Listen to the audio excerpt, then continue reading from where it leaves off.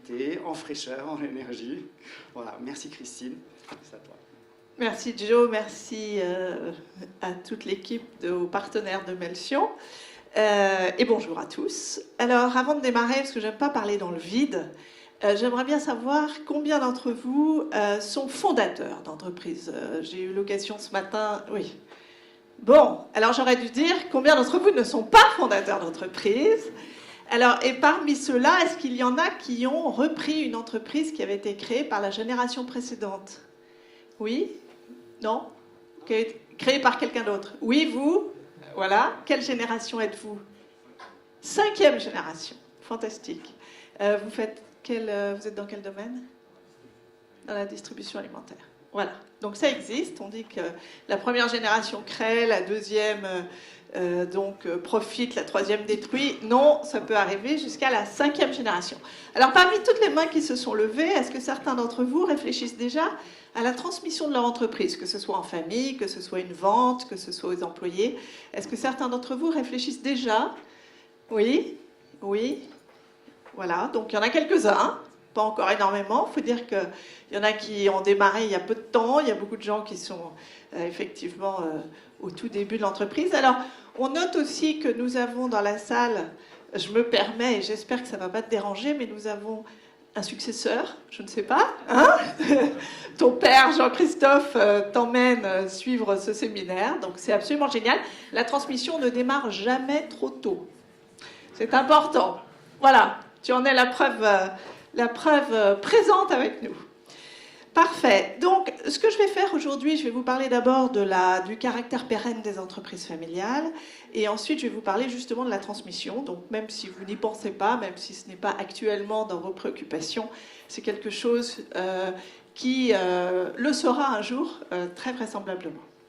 Tout d'abord, donc, je vais vous parler de la pérennité des entreprises familiales. Ensuite, je vais vous parler de prévoir sa transmission, de l'apport de la gouvernance, car que vous vouliez transmettre maintenant ou non, réfléchir à la gouvernance est toujours utile, enfin de mon point de vue évidemment. Et enfin, je conclurai. Et on laissera de la place pour des questions-réponses. Donc, l'entreprise familiale, et une fois de plus, comme l'a dit Joe, nous incluons les fondateurs, donc vous tous, dans cette définition. Donc c'est en fait, on pourrait les appeler entreprises patrimoniales. C'est la forme d'entreprise prévalente dans le monde. Je vous montre quelques chiffres. En fait, en France, si on prend les toutes petites entreprises de moins de 10 personnes, 95% sont familiales ou entrepreneuriales. Pour les PME, 84%. Les ETI, les entreprises de taille intermédiaire, à peu près la moitié. Et les très grosses, un quart environ. Ce qui fait que, je mets quelques exemples, très connus, d'entreprises familiales, 83% de l'ensemble des entreprises peuvent être considérées comme familiales, selon certaines sources, un peu moins selon d'autres, mais dans tous les cas, plus de 2/3 des entreprises peuvent être considérées comme patrimoniales, c'est-à-dire familiales ou entrepreneuriales. Donc ça, c'est déjà une réalité dont tout le monde n'a pas conscience. Vous, évidemment, vous êtes fondateur, donc vous le savez, votre univers, c'est vraiment d'être les créateurs, actionnaires, dirigeants. Mais beaucoup de gens l'ignorent. Les gouvernements sont en train de redécouvrir les vertus de l'entreprise familiale et leur caractère pérenne, leur longévité, leur stabilité par rapport aux très très grosses entreprises qui sont beaucoup plus mondiales et soumises beaucoup plus à des lois qui font qu'elles sont moins stables, en particulier la contrainte des résultats financiers, non même pas trimestriels, mais carrément au jour le jour. Et donc, heureusement, on redécouvre les vertus de ces entreprises. Mais elles n'ont pas que, évidemment, des vertus, on en parlera aussi. Ce n'est pas seulement en France, mais c'est aussi dans le monde entier que les entreprises familiales sont prévalentes. On a parlé de BMW, entreprise familiale. On a beaucoup d'entreprises familiales en Allemagne, un autre exemple Henkel, mais aussi dans Miele par exemple, mais aussi en Italie, je prends l'exemple de Barilla, en Belgique Solvay. L'immense majorité des entreprises, comme je viens de le montrer, est familiale. Même aux États-Unis, vous voyez Mars, qui est une énorme entreprise totalement privée, dont les actionnaires sont une famille. les bars Mars, le riz Uncle Ben's, etc. Cargill, qui est le plus gros trader du monde, 100% privé. Walmart, coté en bourse, mais avec toujours une famille actionnaire et présente au conseil d'administration. Et donc, il est estimé qu'environ 80% des entreprises peuvent être considérées comme entrepreneuriales ou familiales. Et en particulier, une étude faite en 2003 a pas mal bouleversé l'image des entreprises familiales parce que les chercheurs ont établi qu'on pouvait considérer que le tiers du Standard & Poor's 500, c'est-à-dire les 500 plus grandes entreprises cotées américaines, pouvaient être considérées comme des entreprises patrimoniales, familiales ou entrepreneuriales. Et que non seulement, donc les entreprises cotées américaines, c'est quand même les plus grosses entreprises, un tiers du Standard & Poor's 500, c'était vraiment quelque chose de nouveau comme information. Et en plus, ces entreprises performaient plutôt mieux que les autres entreprises. Donc, information très importante. Et évidemment, dans les autres régions du monde, j'ai montré Tata en Inde, dans tous les pays en développement, le moteur du développement, ce sont vraiment les entrepreneurs et les familles. Donc, cette famille, cette influence... Alors, pour rappeler la définition, une entreprise familiale, il y a plusieurs définitions possibles. Il y a tout un continuum, en fait, d'influence familiale.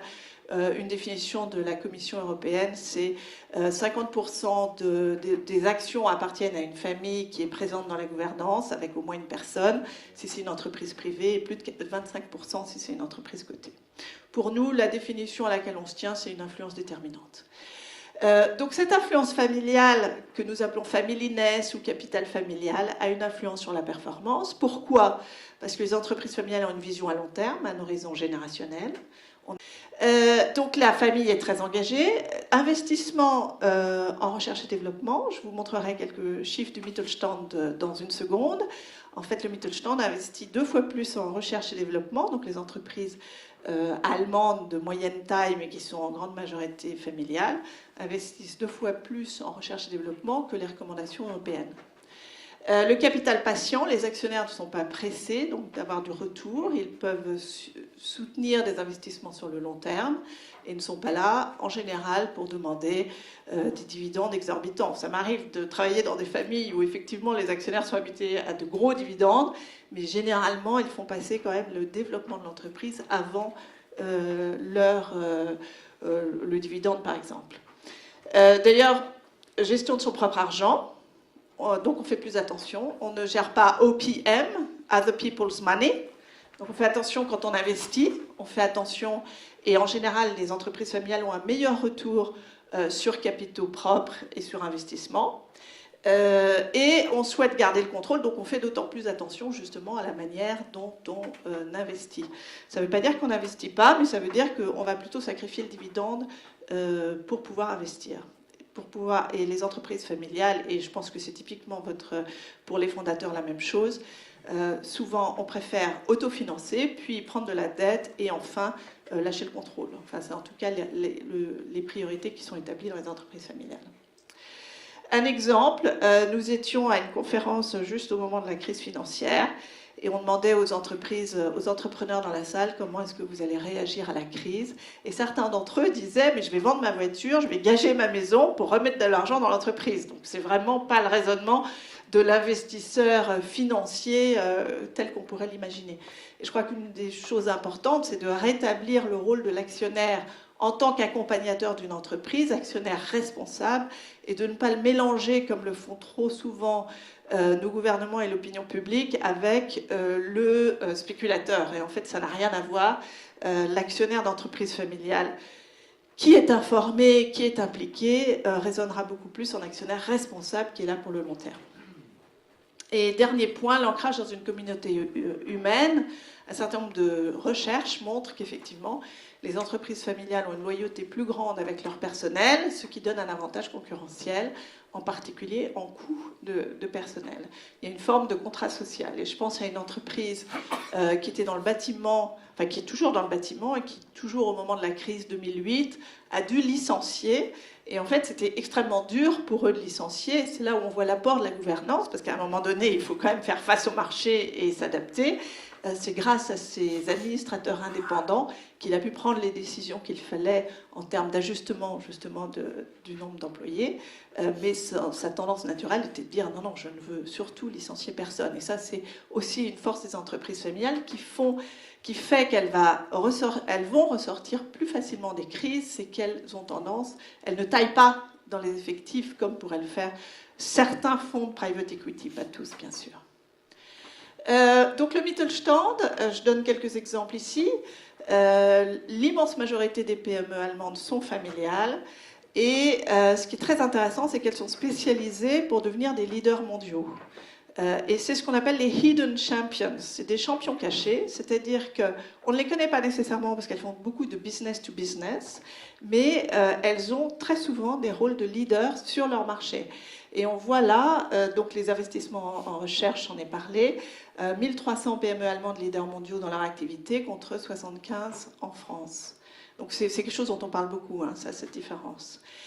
Et beaucoup d'apprentis, ça on le sait, en Allemagne, énormément. L'apprentissage est quelque chose qui marche très bien.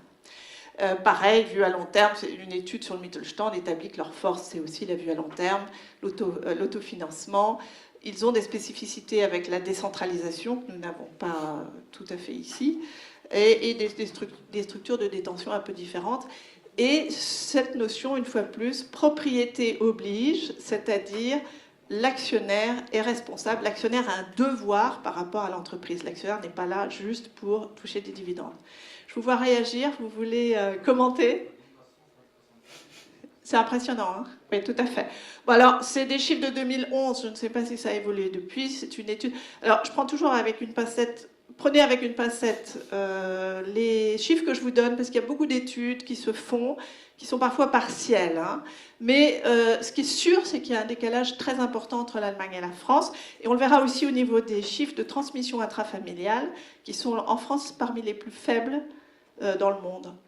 Peut-être à cause de l'ISF, peut-être à cause d'autres contraintes, peut-être à cause de l'image de l'entreprise familiale, mais la transmission intrafamiliale est très faible en France. Alors voilà un exemple de champion caché, la société Delo qui fait des adhésifs qui sont présents dans une voiture sur deux et un téléphone portable sur deux. Je ne sais pas si vous l'auriez imaginé. Ils font 80 millions de chiffres d'affaires dans le monde, hein, portable dans le monde et voiture dans le monde. 80 millions de chiffres d'affaires, 15% des ventes investies en recherche et développement, 6% de la masse salariale investie en formation. Et on voit le couple là. C'est docteur ingénieur Sabine Herold et docteur ingénieur Wolfgang Dietrich Herold. Donc c'est le type même de l'entreprise du Mittelstand allemand qui fait pas, voilà, 80 millions de chiffre d'affaires, c'est pas plusieurs milliards, mais qui a un rôle de leader dans son domaine. Une autre étude que j'aime bien, enfin une étude que j'aime beaucoup citer, c'est celle d'Alain Bloch et compagnie, qui ont regardé un échantillon de 150 entreprises familiales et de 150 entreprises non familiales, et qui ont regardé le retour sur capitaux propres sur une période de temps qui va de 1997 à 2009. Ils ont vu que, en fait, les entreprises familiales avaient une performance beaucoup plus stable que les entreprises non familiales, qui sont beaucoup plus sensibles à la conjoncture. Pourquoi ? Parce que je pense que l'entreprise familiale réagit avec beaucoup plus, j'ai envie de dire, de sérénité presque. Donc, en période, et là on voit l'évolution de l'économie mondiale. Donc, quand l'économie est en récession, les entreprises non familiales sont beaucoup plus en récession, et quand l'économie boom, les entreprises non familiales booment encore plus, parce qu'elles réagissent très, très, très vite, mais parfois trop vite en fait. Alors que les entreprises familiales, ayant la pérennité et un horizon de temps beaucoup plus long, ont des résultats beaucoup plus stables. Voilà, et alors l'extrême, celui qu'on cite toujours quand on veut citer une entreprise familiale pérenne, c'est l'hôtel Hoshi, qui a été créé en 717 sur des sources chaudes au Japon. Donc il y a tout un rituel, une tradition. Ils sont dans la 46e génération.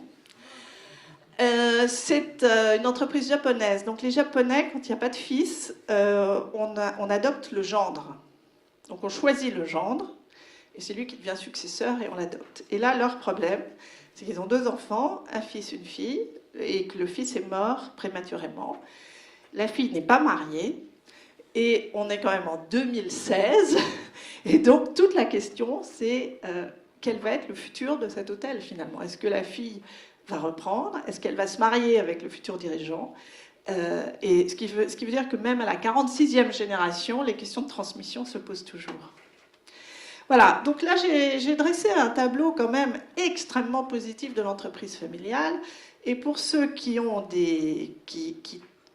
commenceraient déjà à travailler en famille, on a une 5e génération, ou ceux qui observent des entreprises familiales autour d'eux, ou simplement qui lisent la presse, on sait que les choses ne sont peut-être pas toujours aussi simples. Prochaine slide, s'il vous plaît. Merci. Et donc, ah oui, pardon, avant d'arriver à ça, juste une petite parenthèse. Oui, allez-y, allez-y. Effectivement, la BPI, qui s'occupe beaucoup des entreprises familiales, a établi qu'en France, le taux de défaillance des PME et ETI familiales était 2 à 3 fois moins élevé que les ETI et PME non familiales. Mais, donc, ce tableau extrêmement positif doit être tempéré, car nous avons beaucoup d'humains dans les entreprises familiales, de l'humain très positif, mais de l'humain parfois plus difficile. Donc on voit Madame Bettencourt et sa fille. Nous allons continuer avec Lacoste, vous avez dit, et puis Tétinger, ça c'était il y a déjà pas mal d'années, le groupe Tétinger qui a été vendu sur fond de conflits familiaux, et une branche de la famille a racheté le champagne. La branche qui gérait le champagne a racheté le champagne, en le rachetant, je crois, plus cher qu'il ne l'avait vendu, mais c'est là où on voit l'attachement des membres de la famille. Donc le long fleuve tranquille, non, l'entreprise familiale, ça peut être très compliqué, et c'est important de savoir qu'il faut réguler les émotions, et en particulier les émotions de la famille, puisqu'on a la cohabitation de la famille avec le pouvoir, de la famille avec l'argent, et bien sûr les questions de transmission. On continue. Allez-y. Et donc, je vais maintenant parler justement de la transmission.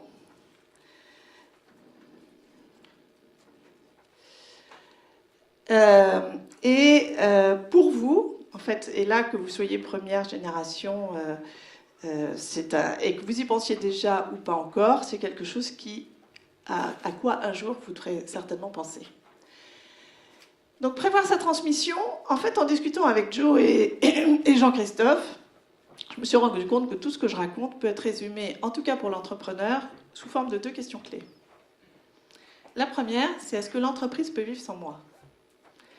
Car transmettre, c'est faire confiance à quelqu'un ou à une équipe, à un nouveau groupe d'investisseurs, à un nouveau groupe de managers, pour gérer l'entreprise que je ne gérerai plus. Est-ce que l'entreprise peut continuer sans moi? Mais il y a aussi la deuxième question qui va avec, c'est est-ce que moi, je peux vivre sans l'entreprise? Et ça, on oublie de se poser cette question. Et c'est pour ça que beaucoup de transmissions ne se font pas. Une des difficultés de la transmission, c'est que d'une part, il faut effectivement trouver la bonne équipe, le bon repreneur, etc. Et d'autre part, il faut réfléchir à son propre projet. Donc voilà les deux thèmes clés. Donc déjà, dans la transmission, je vais transmettre un capital financier, un capital matériel, un capital humain. Il y a des personnes, un capital social, il y a toutes les relations avec les parties prenantes qu'il faudra transmettre, et ça c'est extrêmement important. Et c'est pour ça que la transmission familiale peut parfois marcher particulièrement bien, parce que naturellement, on transmet à ses enfants, ils nous voient avec des clients, on peut emmener des gens déjeuner à la maison, on les emmène à des séminaires. Donc il y a une transmission implicite qui se fait assez naturellement, mais tout ce capital social doit se transmettre, que ce soit en famille ou que ce soit à l'extérieur de la famille. Il y a un capital émotionnel, l'attachement. Est-ce que les successeurs sont aussi attachés à faire marcher cette entreprise? Et un capital symbolique, la réputation. Est-ce que les successeurs sauront avoir la même réputation sur le marché, avoir les mêmes et le même relationnel avec toutes les parties prenantes? Et donc, il est important, et ça, que vous soyez en position de transmission maintenant ou dans 20 ans, 30 ans, de s'assurer déjà qu'il y a une certaine variété de tranches d'âge dans l'entreprise. Trop souvent, le leader de 60 ans est entouré d'une équipe de gens qui ont tous 60 ans, et puis à l'étage en dessous, on arrive au trentenaire, et puis on n'a pas en fait de relève qui soit prête tout de suite. Il faut bien sûr que les cadres soient prêts à prendre des décisions. Trop souvent, le leader charismatique est entouré de yes men. Bon, ce n'est plus le cas dans le management moderne que vous représentez, mais enfin, j'en ai quand même rencontré. Il faut transmettre toutes ces formes de capitaux. Et puis, je vais beaucoup parler du conseil d'administration qui peut permettre de dépersonnaliser un peu l'entreprise, sans enlever du tout le pouvoir de l'entrepreneur, mais qui permet, en cas de coup dur, d'assurer la pérennité. Et attention, bien sûr, aux contraintes fiscales qui peuvent mettre l'entreprise en péril. Et ça s'anticipe des années et des années à l'avance. Alors, pas de transmission sur un nouveau projet. Puis-je vivre sans l'entreprise? Mon identité. Le jour, nous on a fait une étude sur la vente de l'entreprise familiale et on s'est rendu compte qu'un des problèmes clés, c'est que souvent les gens, du jour au lendemain, passent de monsieur ou madame X, patron de l'entreprise Y, à monsieur ou madame X, titulaire d'un énorme compte en banque, voilà, et exactement, 0, vous dites. Vous pensez à des gens 2 ans de dépression. Donc ça s'anticipe. Et je pense à un monsieur absolument extraordinaire qui avait géré sa succession de manière fantastique. Ils avaient dit aux enfants, 10 ans à l'avance, ils ont dit aux enfants, quelle est votre vision pour l'entreprise, pour le futur, et comment voulez-vous y arriver? Donc c'était les 4 frères qui avaient dit aux 15 petits-enfants, réfléchissez ensemble, quelle est votre vision pour l'entreprise, et revenez vers nous, et quel est votre plan? Et ce monsieur, qui a eu pourtant 10 ans de ce processus qu'il a remarquablement géré, nous a dit, ma peur, c'est le lendemain du jour où je serai parti, qui va me téléphoner? J'aurai mon téléphone qui ne va plus sonner. Ça s'anticipe. Et je pense à un monsieur qui a en fait vendu partiellement son entreprise à son fils quand il avait 60 ans. Son fils est venu vers lui et lui a dit, papa, j'ai envie de te racheter ainsi que mes frères. Qui a racheté l'entreprise. Et le père est reparti sur autre chose. Il est reparti pour faire de l'immobilier. Et il me disait, l'immobilier, je peux le faire jusqu'à ma mort, en fait. Je peux le faire tout le temps. Donc, il avait son nouveau projet. Et ça, c'est vraiment très important. Évidemment, prévoir sa sécurité financière, prévoir sa sécurité affective, entre guillemets. Et donc, tout cela veut dire qu'il faut prévoir. Et prévoir, ça prend du temps et ça se fait très à l'avance. Et en particulier, ce n'est pas à 80 ans qu'on va avoir envie de changer.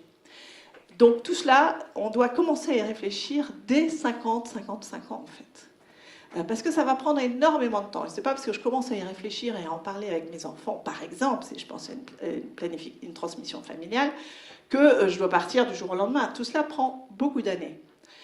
Et alors on peut décider, oui, bon, ça on verra plus tard. Je ne planifie pas, et puis ils se débrouilleront. Moi, j'ai écrit un cas, justement, sur une famille où le père a dit à sa femme, tu te débrouilleras, tu sauras quoi faire. Parce qu'elle lui a dit, qu'est-ce qui se passe si tu as un accident? Il dit, tu te débrouilleras, tu sauras quoi faire. Bon. Ben, il est mort, malheureusement, très vite d'une crise cardiaque. Et 4 ans après, sa femme n'en pouvait plus. En plus, il y avait des conflits, parce que c'était un 2e mariage, il y avait des enfants de lit. L'entreprise a été vendue. Première mode de transmission. Alors, 2e transmission, et ça, je voudrais vraiment vous mettre en garde parce que je vois des effets désastreux. Je suis en vase clos avec mes conseillers et je réfléchis à la meilleure manière de transmettre. Et je ne demande pas à mes enfants ce qu'ils en pensent. Ou j'imagine qu'ils voudront ceci. Mais les choses ont déjà été faites. Et ça, je le vois beaucoup trop souvent. C'est-à-dire que le rôle du conseiller, c'est aussi de dire à l'entrepreneur ou à l'entrepreneuse, et qu'en pensent vos enfants, et qu'en pensent vos employés, etc., etc. Donc, 3e type de transmission, planifier et discuter, évidemment.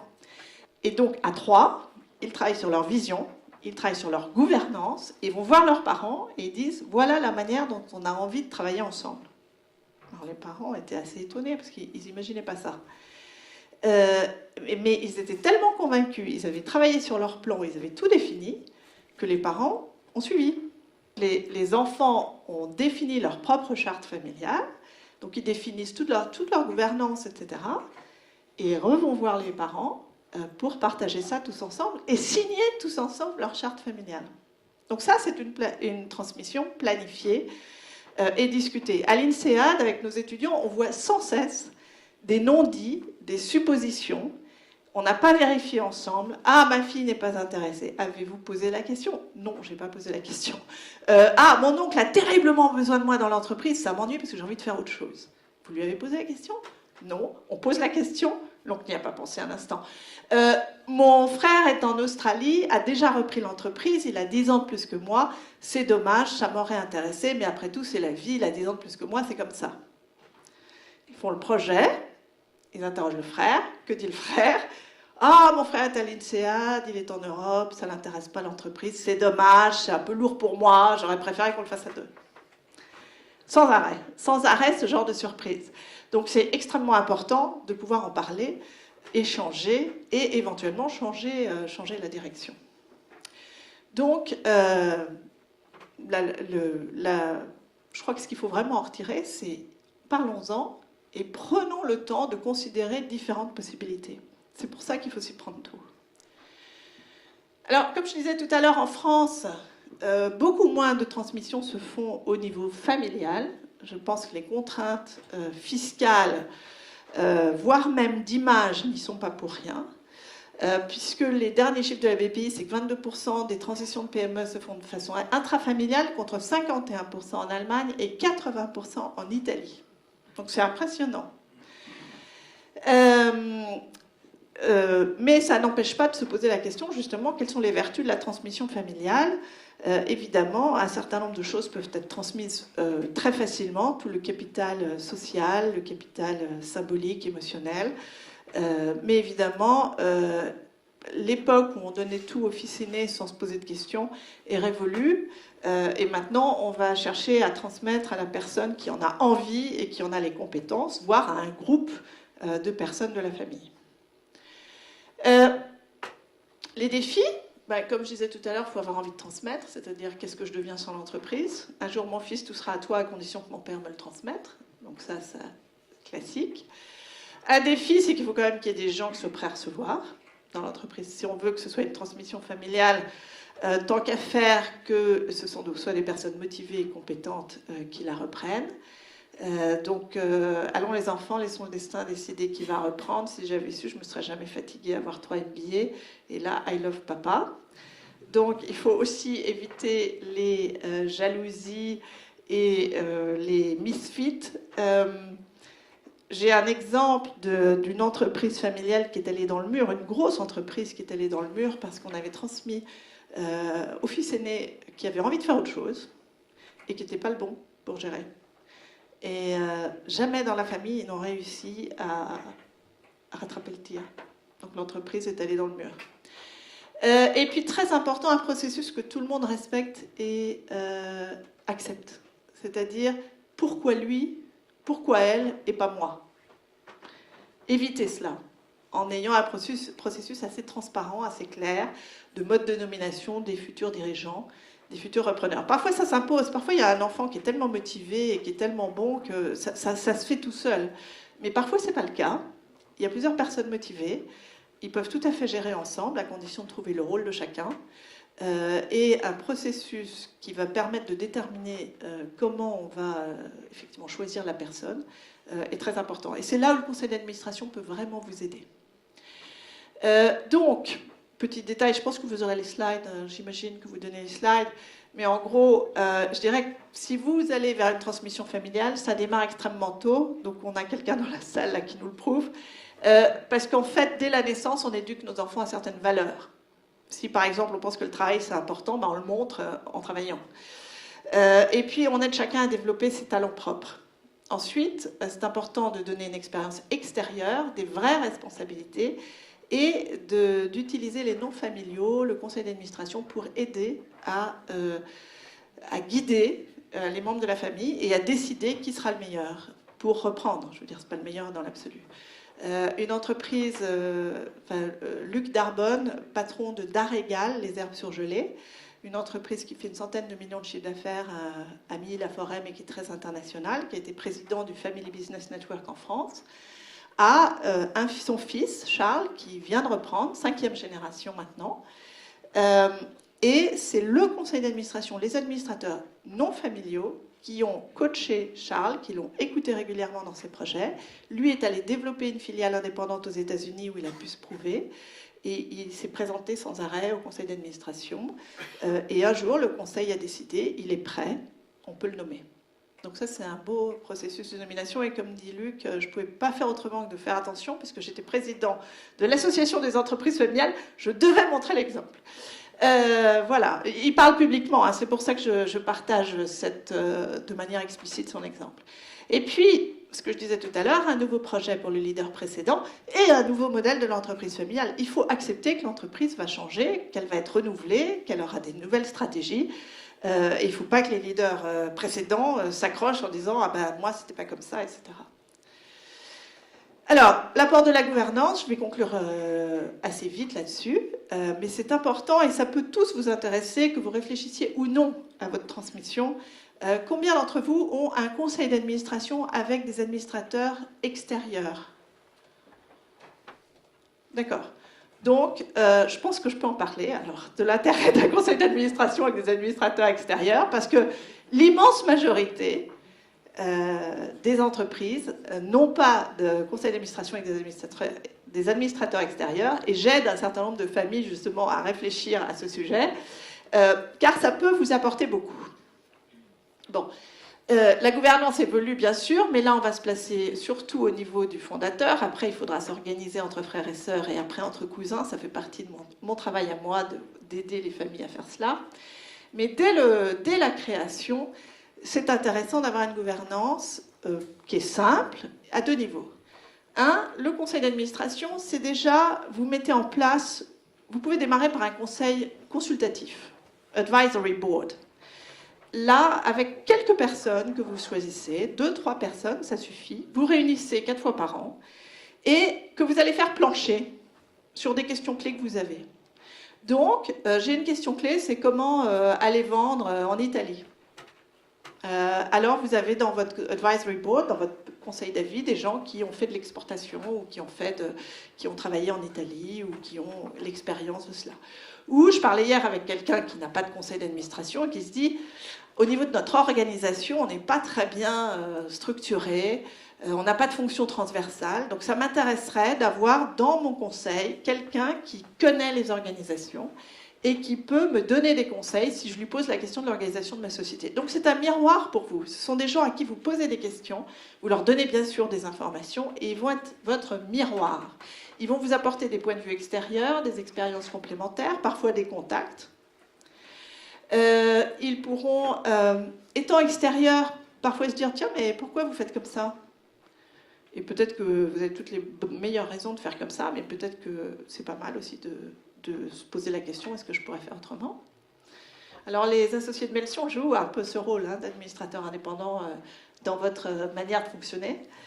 Et puis, très important, peuvent vous aider au choix du prochain dirigeant.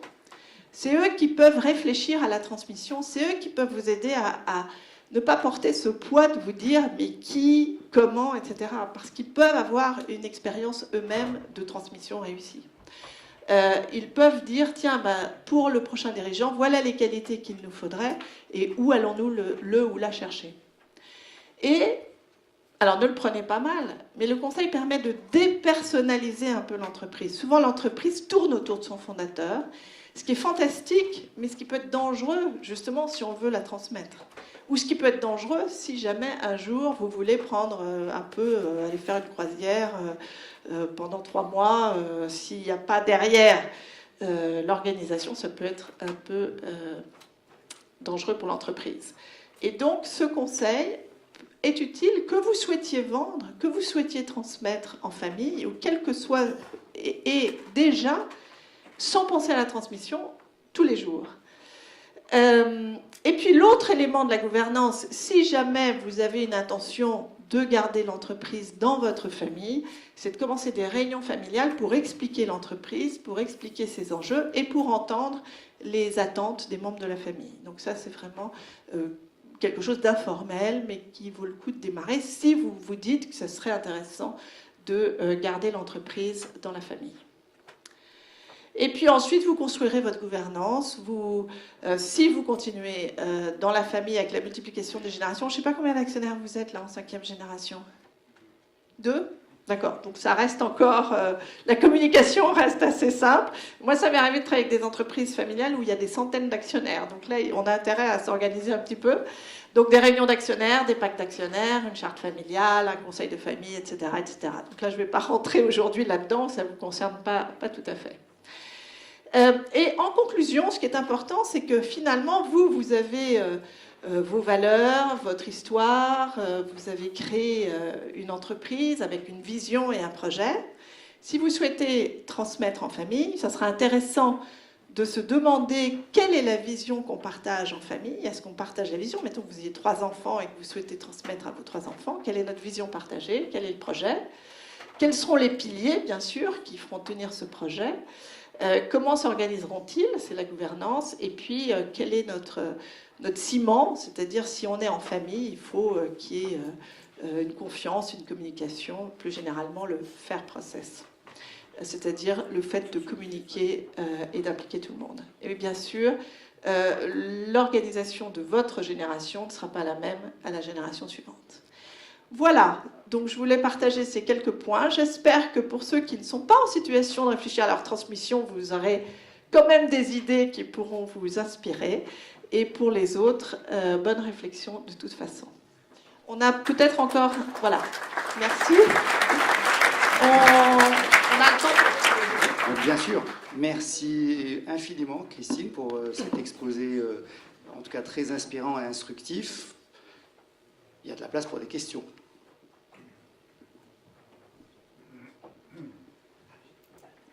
Vous avez dit que les entreprises familiales échappaient au court-termisme des chiffres. Comment vous voyez cette évolution que l'on voit aux États-Unis, où Michael Dell reprend avec un fonds sa propre boîte et la sort de la bourse, que HP Entreprise, après une sérieuse réduction de taille, est en train de faire la même chose, et donc de peut-être... Est-ce que vous voyez ça comme... l'une est familiale, il y a toujours Michael, l'autre l'est pas, et pourtant il y a des pistes là.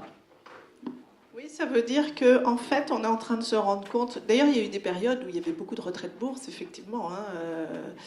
En particulier, quand la bourse se casse la figure, c'est le bon moment aussi.